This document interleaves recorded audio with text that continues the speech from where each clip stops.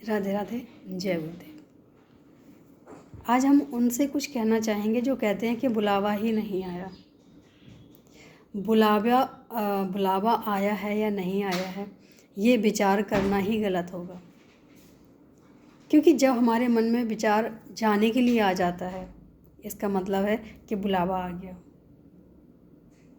बुलावे के लिए भगवान किसी को स्पेशल नहीं भेजते हैं। अगर हम एक बार अपने इष्ट से या किसी और जो हमारे हैं पूज्य हैं, हम उनके पास जाते हैं और दूसरे टाइम अगर हम ये कहते हैं कि हमारा शायद बुलावा नहीं आया, तो ये व्यर्थ होगा। क्योंकि जब तक हम मन नहीं बनाएंगे, विचार नहीं करेंगे, तब तक हम जाएंगे कैसे। हम ग्रस्त जीवन में रहते हैं। हमें इतनी सी बात सोच लेनी चाहिए कि पहले हमें विचार करना होता है कि हमें रसोई में पकाना क्या है, और सिर्फ विचार करके बैठे रहें और हम ये सोचें कि आज हमारी किस्मत में भोजन ही नहीं है, तो क्या हम भोजन कर पाएंगे? कभी नहीं कर सकते हैं। तो उसके लिए हमें क्या करना चाहिए कि हमें थोड़ी सी कोशिश भी करनी चाहिए, हमें अपना थोड़ा सा कर्म भी करना चाहिए। और अगर भगवान ने हमें बुलाया है एक बार, तो आगे हमें कोशिश करना हमारी जिम्मेदारी बन जाती है। भगवान ने एक बार बुला के अपना पूरा कर दिया काम कि मैंने तुम्हें बुलाया है, इसका मतलब कि मेरी दृष्टि तुम पर है। लेकिन अगर तुम वहाँ अपना विचार दूसरा रख दोगे और तुम अपने हिसाब से चलोगे कि आज हमें समय नहीं है तो हमें नहीं जाना है, और भगवान ने शायद बुलावा नहीं भेजा, शायद इसलिए नहीं पहुँच पा रहे हैं। अगर हम ये छोटी छोटी बातें सोचने लग जाते हैं, तो ये मुझे लगता है कि टालने वाली बातें हैं। भगवान कभी बुलावा नहीं भेजते, भगवान कभी रोक नहीं लगाते हैं। बस हमारे एक मन की एक ऐसी व्यथा है जो हम अपने आप ही सारे सवाल जवाब बना लेते हैं, तैयार कर लेते हैं। एक बार अगर हम घर से निकलते हैं, तब हम देखते हैं कि कहीं ना कहीं हमारा उनका जो हमारे ऊपर है आशीर्वाद ज़रूर है। सिर्फ आशीर्वाद ही नहीं, उनका खिंचाव भी है। ऐसा नहीं है कि अगर हम वृंदावन जाते हैं और अगर नहीं जा पा रहे हैं तो भगवान हमारा इंतज़ार नहीं कर रहे हैं। करते हैं, वो भी करते हैं। अपने सच्चे प्रेमियों का इंतज़ार वो भी करते हैं। और कहीं ना कहीं उन्हें भी ये लगता है कि कब आएंगे। जैसे हमें लगता है कि हम कब पहुँचेंगे, जैसे उनको भी लगता है कि कब आएंगे। जब प्रेम दोनों तरफ होता है, जिम्मेदारियां दोनों तरफ होती हैं, दोनों तरफ मिलने की चाह होती है, प्रेम वही पक्का होता है। अगर एक तरफा प्रेम है तो उसके लिए हम कुछ नहीं कह सकते हैं। लेकिन अगर प्रेम दोनों तरफ है तो इंतज़ार भी दोनों तरफ होता है। और प्रेम दोनों तरफ है, इसके लिए हमें कोई ना कोई संकेत ज़रूर मिलते हैं। जो उनके प्रेमी हैं, जो उनके भक्त हैं, वो इस चीज़ को मानते भी हैं और समझते भी हैं। क्योंकि प्रत्यक्ष में आके कभी वो कुछ नहीं कहेंगे।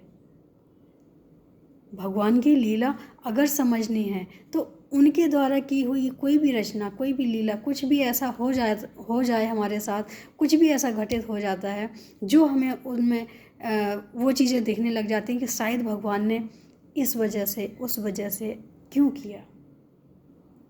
इसका क्या अर्थ है? प्रेमी हमेशा अपने प्रेमी के बारे में ही सोचता है और उनकी हर चीज़ को संभाल के रखता है। यहाँ तक कि उनके कोई संकेत भी मिल जाएं तो वो जल्दी समझ जाता है। क्यों? क्योंकि वो दिल से दिल का मिलन होता है, दिल से दिल का अटैचमेंट होती है। शारीरिक आकर्षण अलग होता है, लेकिन आत्मा से परमात्मा का जो आकर्षण होता है वो अद्भुत होता है। मुझे नहीं लगता है कि जो आत्मा से परमात्मा का आकर्षण या प्रेम होता है वो कहीं किसी स्पेशल या किसी एक स्थान का मोहताज होता है। क्योंकि हम जहाँ याद करते हैं, हम जहाँ बैठ जाते हैं, हम जहाँ सोचने लग जाते हैं, अगर हम माता पिता के बारे में सोचते हैं बैठ के, तो क्या उनकी छवि हमारे आँखों में नहीं आती है, हमारे दिल में नहीं आती है? आती है। ऐसे ही ईश्वर की जब भी याद करते हैं, जब भी हम उनके बारे में सोचते हैं, तो उनकी भी छवि हमारी आँखों से जाती नहीं है। और जिस समय ऐसा होने लग जाए तो समझ लेना कि प्रेम एक तरफा नहीं है, प्रेम दो तरफा ही है, दोनों तरफ बराबर ही प्रेम है। और यही वजह है कि हमारा प्रेम बढ़ता जाता है। अगर प्रेम एक तरफा हो तो प्रेम बढ़ता नहीं है, प्रेम घटता जाता है और ख़त्म हो जाता है। लेकिन प्रेम दोनों तरफ हो तो वो प्रेम बढ़ता भी जाता है और आगे अपनी मंजिल की तरफ बढ़ता भी जाता है, क्योंकि उन्हें पता है कि हमारी मंजिल सिर्फ ईश्वर है। जो अपनी मंजिल पहचान लेता है वो जाके वहीं रुकता है। रास्ते में कितनी भी रुकावटें आए, रास्ते में कुछ भी हो, लेकिन उनका एक लक्ष्य बन जाता है कि हमारा लक्ष्य ये है, हमें पहुंचना वहाँ है। तो मुझे लगता है कि जीवन में पहले लक्ष्य का होना ज़रूरी है। लक्ष्य बनाओ, जीवन का उद्देश्य बनाओ, फिर आगे निकलो। उससे हमें जीवन के रास्तों का भी पता नहीं चलेगा और हमारा एक टारगेट हो जाएगा, हमारा एक लक्ष्य हो जाएगा कि हमें जाना कहाँ है। जब हम ये जान लेते हैं तो ईश्वर स्वतः ही हमारी हर तरह से मदद करते हैं। करके देखो, अच्छा लगेगा। बहाने नहीं, प्रेम करो, वो भी ईश्वर से। राधे राधे, जय गुरुदेव।